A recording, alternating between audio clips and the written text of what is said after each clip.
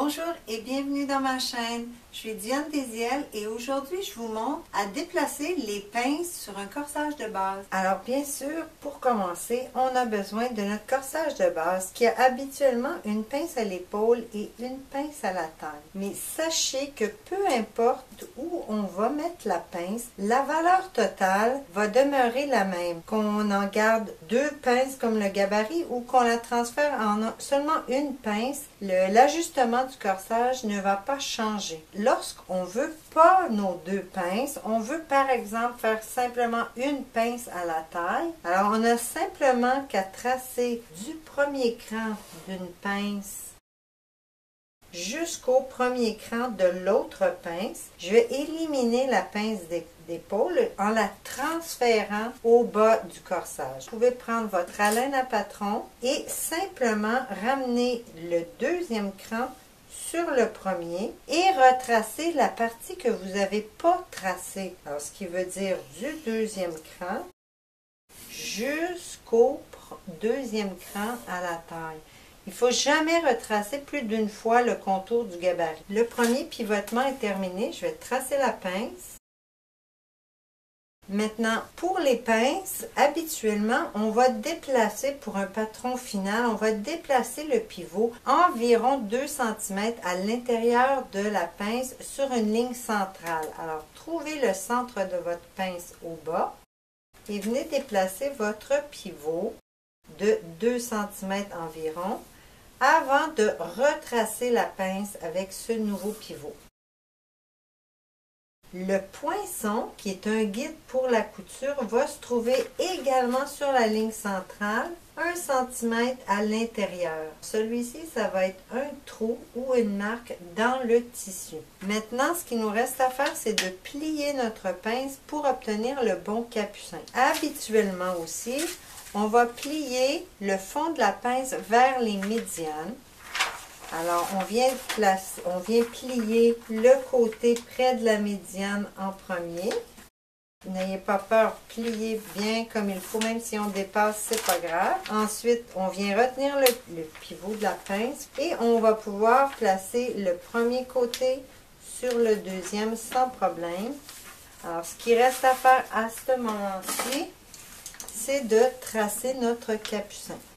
On aura parfois tendance à vouloir corriger la taille. Si vous le faites, c'est simplement arrondir le moins possible qu'on doit ajouter parce que votre mesure de taille va être plus petite si vous descendez votre ligne. Et voilà mon capucin. Notre premier pivotement est fait. Maintenant, je vais vous montrer un autre pivotement pour transférer la pince pour qu'elle soit moins apparente. Alors, on va venir la placer sur la latérale. Comme c'est le 3D du corps, c'est la pince qui paraît le moins. Je vous montre à faire presque disparaître une pince ou des pinces.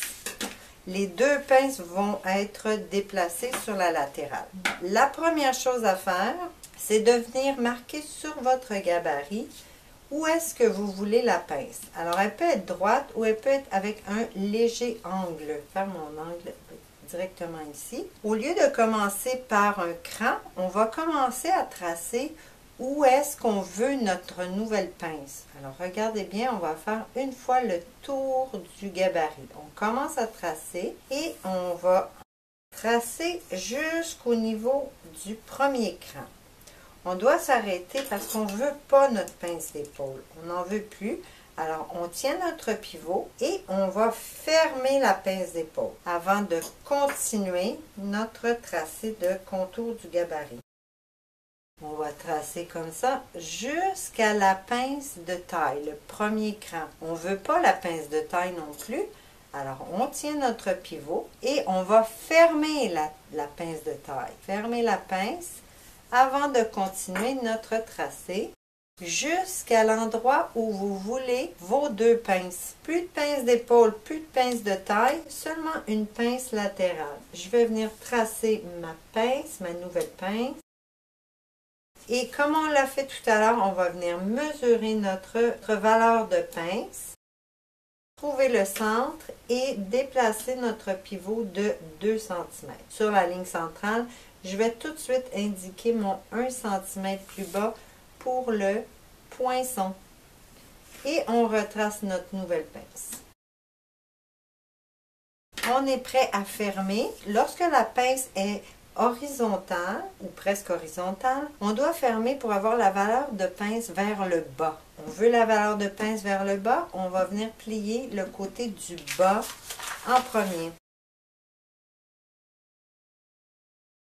Une fois le premier côté plié, on vient tenir le pivot et on ramène notre premier côté de pince sur le deuxième. Voilà ce qu'il nous reste à faire. Parfois une légère correction. Ici, je n'ai pas de correction, ça semble droit. Alors juste tracer notre capucin.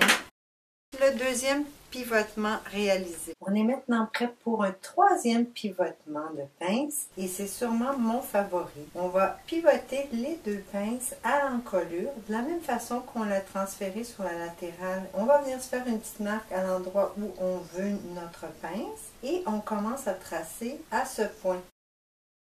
Pour celui-ci, j'ai tracé de ma nouvelle ouverture jusqu'au premier cran de la pince de taille. Je vais tenir le pivot de la pince, fermer la pince de taille et continuer mon tracé jusqu'au cran de la pince d'épaule. Ensuite, je vais fermer la pince d'épaule et continuer le tracé jusqu'à mon nouvelle ouverture. Ici, pour faire une petite variation, je vais vider la pince, comme ça on aura moins de tissu à l'intérieur du vêtement. Alors, je trace la pince, on trouve le centre, on déplace notre pivot de 2 cm sur la ligne centrale, on retrace la nouvelle pince avec le nouveau pivot.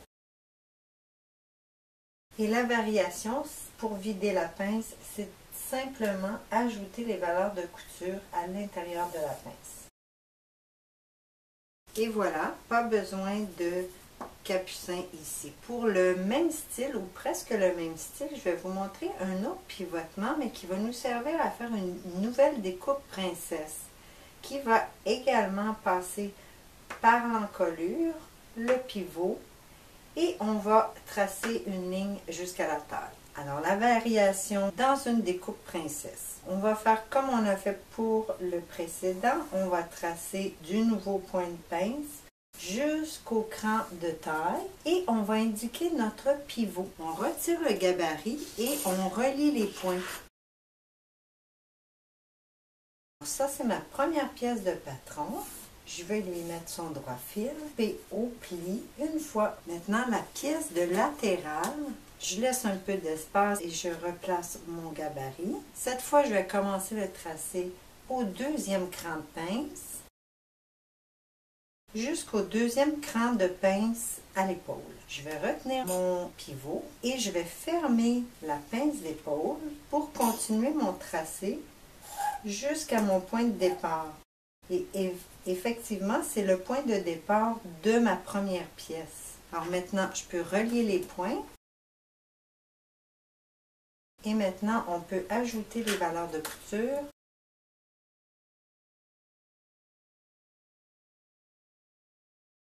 Il nous manque le droit fil pour la deuxième pièce que je vais tracer à l'écart avec la ligne de taille. La pièce latérale va être coupée 2 fois et on doit positionner des crans d'assemblage. Alors, vous pouvez garder le pivot de la pince comme première référence. Et j'en placerai un autre paire de crans pour être sûr que le bas et le haut ne sont pas inversés. Si par exemple je les mets à 7 cm, de l'autre côté, je le positionne à 7 également. Pour terminer cette vidéo sur le pivotement des pinces, je vais vous montrer à transférer vos 2 pinces sur la latérale, mais cette fois-ci, on garde 2 pinces. La première va être de la longueur régulière et la deuxième va être légèrement plus courte parce que plus on se déplace du point d'origine, plus la pince doit être courte et également moins profonde. Pour commencer, sur votre gabarit, je vous conseille de tracer l'endroit de la première pince ou celle du haut. Et vous pouvez également tracer l'emplacement où vous voulez la deuxième pince. Alors pour cet exemple, je vais la mettre à 3 cm. On va la faire légèrement plus courte. Ici, 3 cm plus courte. Alors ça, c'est le pivot pour la première pince et ça va devenir le pivot pour la deuxième pince. Maintenant, ce qu'on va faire, on va transférer la pince d'épaule dans celle du haut et la pince de taille dans celle du bas. Comment on va faire ça? On va venir tracer à partir d'où on veut la pince vers le haut jusqu'au cran de la pince d'épaule. Retenir notre pivot, fermer la pince d'épaule. On va continuer notre tracé jusqu'à la pince de taille. À cet endroit, on va venir tracer la distance entre notre nouvelle pince et la deuxième nouvelle pince et je vais vous demander d'indiquer le pivot.